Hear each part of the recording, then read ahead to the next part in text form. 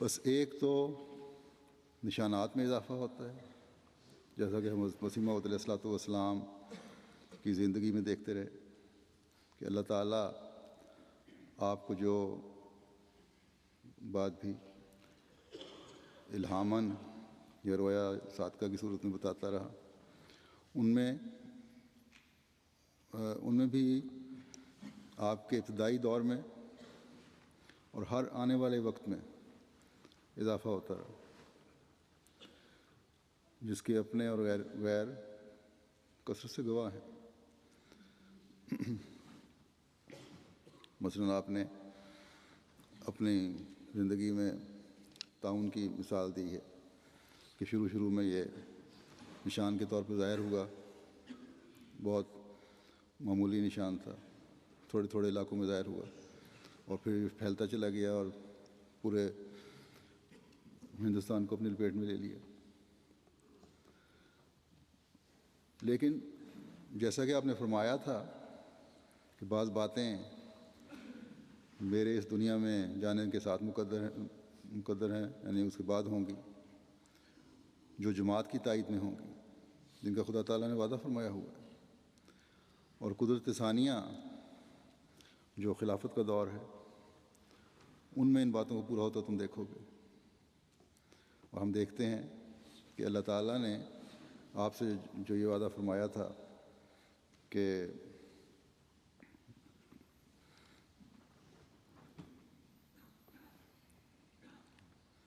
یہ باتیں جو آپ کو کی جا رہی ہیں بعد میں پوری ہوں گی، ان کو پورا کرنے کے لیے اللہ تعالیٰ نے وسائل اور ذرائع کو اس زمانے کے مطابق مہیا فرما دیا اور فرما رہا ہے۔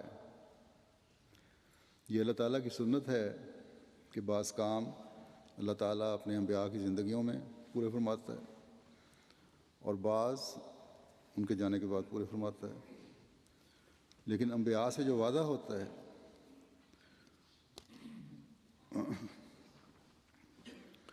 جو الہی تقدیر کا حصہ ہوتے ہیں وہ ضرور پورا ہوتا ہے۔ چنانچہ قرآن کریم میں اللہ تعالیٰ نے حضرت صلی اللہ علیہ وسلم کو بھی فرمایا تھا۔ اللہ تعالیٰ فرماتا ہے فَإِمَّا نَذْهَبَنَّ بِكَ فَإِنَّ مِنْهُمْ مُنْتَقِمُونَ، بس اگر ہم تجھے لے بھی جائیں تو ان سے ہم بہرحال انتقام لینے والے۔ بس اللہ تعالیٰ جب نبی کے مخالفین کے بارے میں کچھ بتاتا ہے تو وہ ضرور پورا ہوتا ہے، اگر وہ اپنی حرکتوں سے باز نہ آئیں، اگر ان کے لیے سزا مقدر ہو، اگر اللہ تعالیٰ نے ان سے انتقام لینا ہو تو وہ ضرور لیا جاتا ہے، چاہے نبی کی زندگی میں پورا ہو یا بعد میں۔ اسی طرح اگر کسی کے بارے میں خوشخبری ہے، فتوحات کی خبریں ہیں،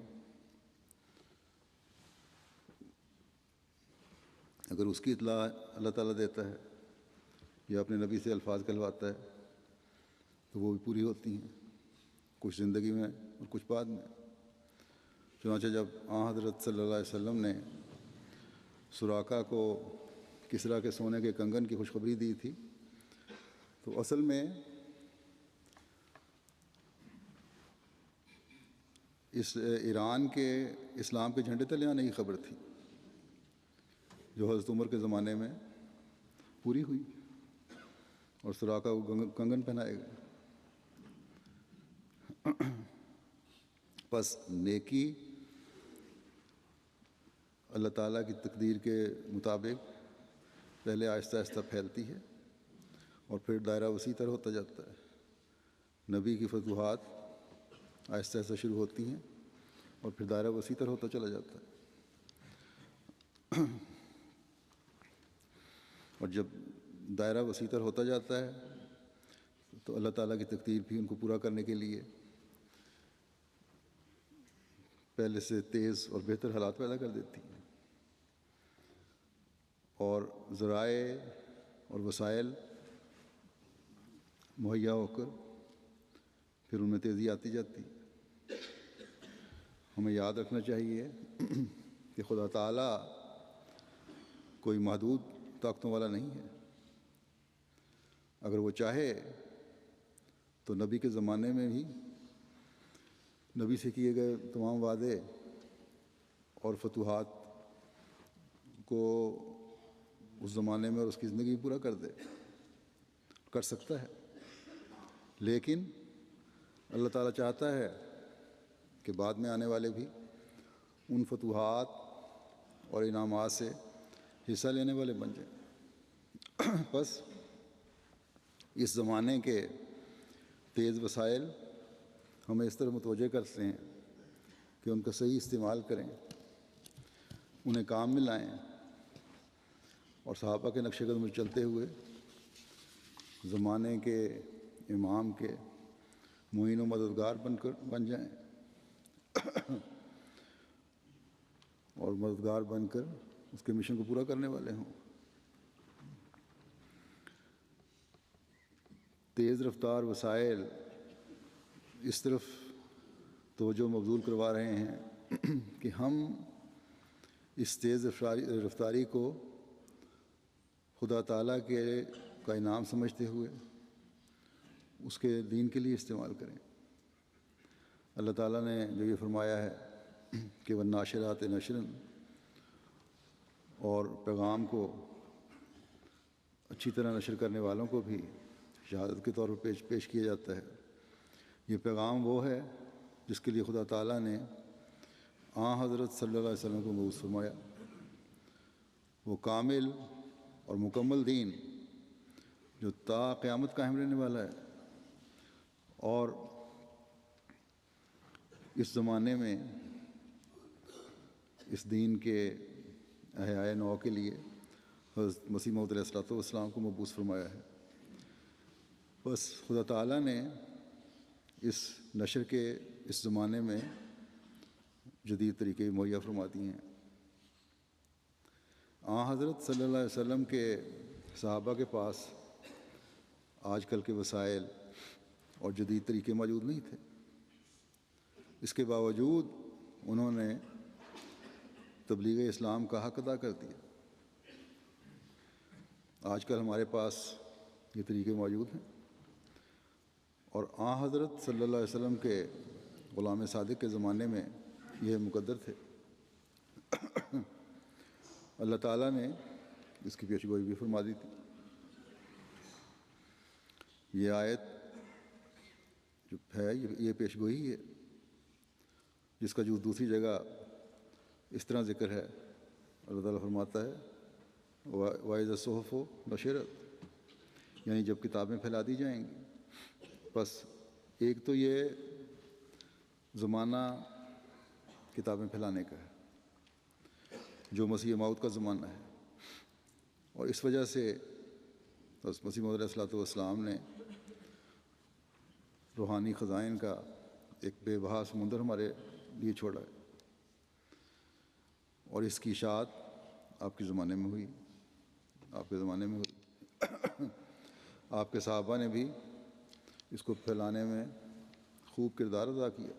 جب صحابہ کے واقعات پڑھتے ہیں تو کسی نہ کسی صحابی نے کوئی کتاب دوسرے شخص کو دی، اس نے پڑھی، اس پہ دل پہ اثر ہوا، اور اس طرح آہستہ آہستہ لوگ احمدیت میں شامل ہوتے چلے گئے۔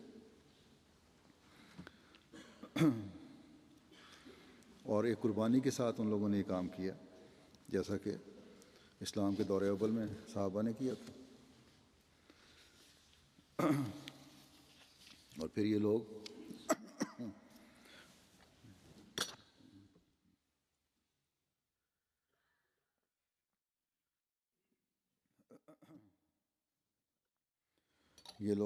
یہ صحابہ خدا تعالیٰ کے پسندیدہ بن گئے، جن کی قسم کھائی گئی ہے، جن کو شہادت کے طور پر پیش کیا گیا ہے۔ اور پھر حضرت مسیح موعود علیہ الصلوۃ والسلام کے صحابہ نے بھی حضرت صلی اللہ علیہ وسلم کے صحابہ والا کردار ادا کیا، جس سے یہ لوگ بھی اللہ تعالیٰ کے قرب پانے والے بن گئے۔ آج خدا تعالیٰ نے ان کتابوں کو نشر کرنے کے اور اسلام کے مخالفین کے جواب دینے کے پہلے سے ہی بڑھ کر ذرائع مہیا فرما دیے ہیں۔ جو تیز تر ہیں. کتابیں پہنچنے میں وقت لگتا تھا، اب تو یہاں پیغام نشر ہوا اور وہاں پہنچ گیا. یہاں کتاب پرنٹ ہوئی اور دوسرے اینڈ سے نکال لی گئی.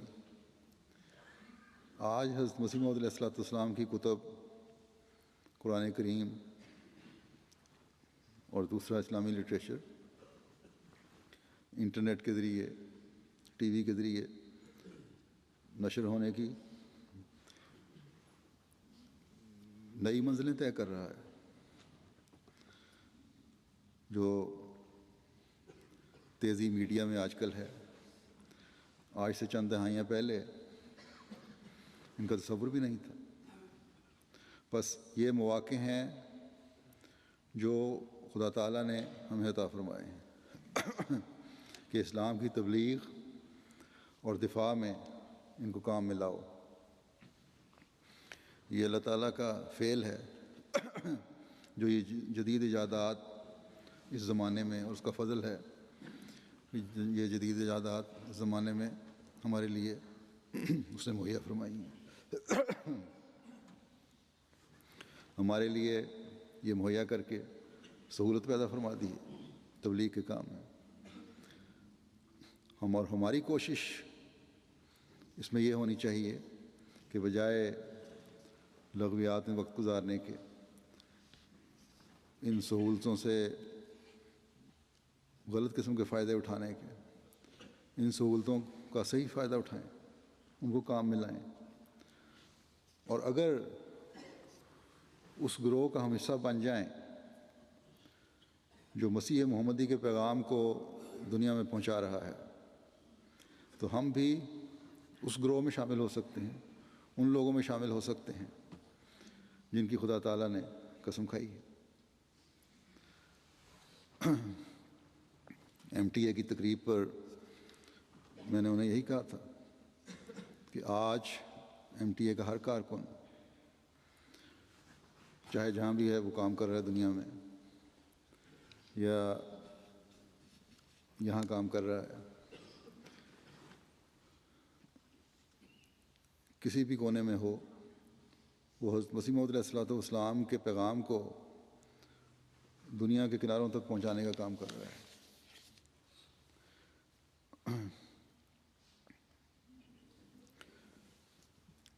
یہ کام تو خدا تعالیٰ نے کرنا ہے، جیسے خدا تعالیٰ نے خود آپ سے فرمایا تھا کہ میں تیری تبلیغ کو دنیا کے کناروں تک پہنچاؤں گا. اس کے لیے اللہ تعالیٰ نے یہ ذرائع بھی پیدا فرمائے ہیں